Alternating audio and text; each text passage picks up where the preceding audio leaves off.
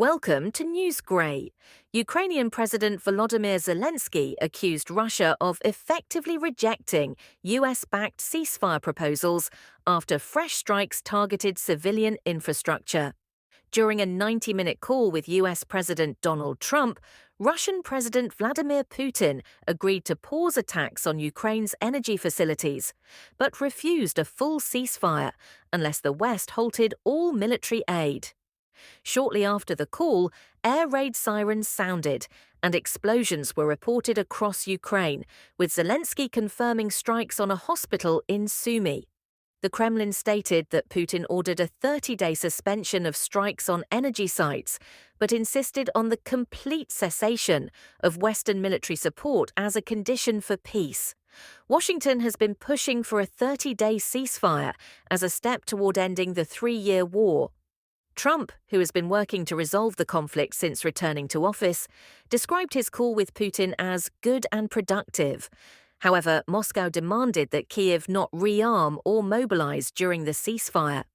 Zelensky criticized Russia's reluctance to commit to peace, stating they are not ready to end this war. He also affirmed that Ukrainian forces would continue operations in Russia's Kursk region despite recent Russian advances. Western allies, including Germany and France, reiterated their support for Ukraine, while Ukrainian soldiers expressed skepticism about trusting Russia. The Kremlin also claimed that Ukrainian forces attempted a ground assault on the Belgorod region, framing it as an effort to derail the Trump-Putin negotiations. Trump remains determined to fulfill his campaign promise to end the Ukraine war, blaming Joe Biden's previous policies on Russia for escalating the conflict.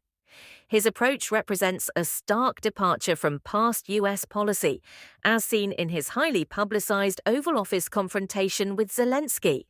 Western allies remain skeptical about Putin's intentions, with German Chancellor Olaf Scholz and French President Emmanuel Macron reaffirming their commitment to supporting Ukraine with military aid.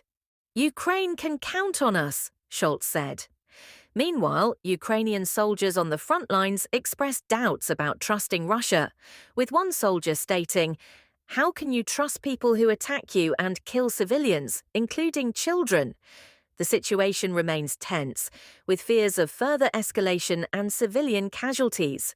For more updates, subscribe to Newsgrey. Thanks for watching.